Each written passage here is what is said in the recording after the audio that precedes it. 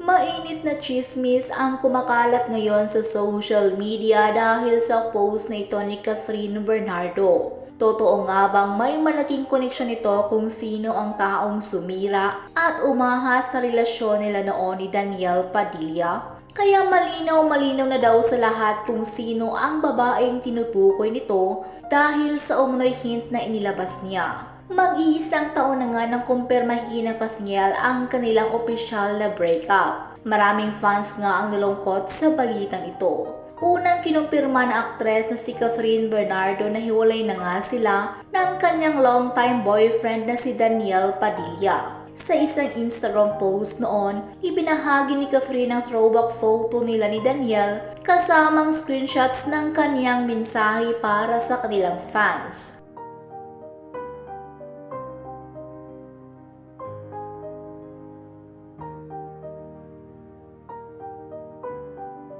Paglilinaw ng aktres na totoo ang mahigit isang dekadang relasyon nila ni Daniel bilang isang love team at bilang isang tunay na magkasintahan. Nanawagan naman si Catherine sa Kathniel fans na sana ay maintindihan ng mga ito ang desisyon nila ni Daniel na maghiwalay. Hindi man sinabi ni Catherine kung ano ang naging dahilan ng hiwalayan nila ni Daniel, pero inamin niyang hindi naging madali ang mga nakaraang buwan sa kanilang magkasintahan. Samantala, kasunod ng nakakalungkot na post ng aktres, nag-post din si Daniel Padilla sa kanyang Instagram ng larawan nila ni Catherine. Kalakip din ang mensahe niya para rito at sa kanilang fans.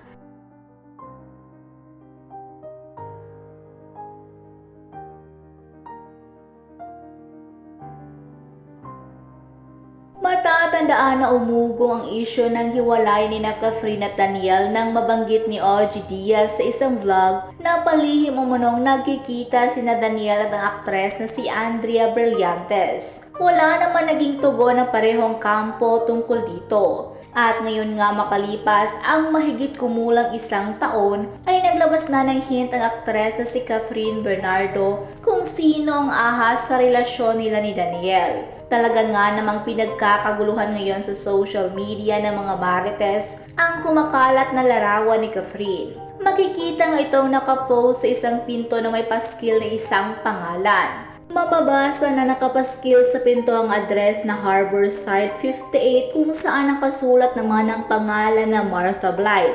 Ang mas nakakaintriga kasi rito ay ang facial expression ni Kath na talagang dumagundong sa madla, na ininterpret ng mga netizen na parang may naaalala raw sa pangalan. Ang pangalang Blight kasi ay nickname ng aktres din na si Andrea Brillantes na siyang itinuturo na naging third party sa relasyon ng Kathniel. Ngunit ang mas pinagkaguluhan pa nga ng madla ay ang kahulugan ng Martha. Kung isi-search kasi ito, ang lumalabas na kahulugan ay The Mistress.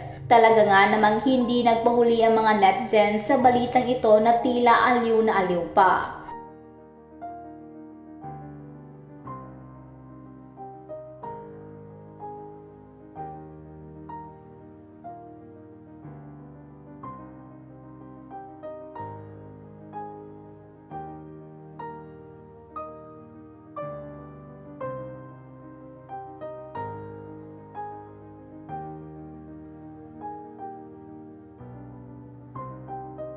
Sa ngayon nga ay tahimik pa rin ang kampo ni Catherine tungkol sa kumakalat niyang larawan na ito.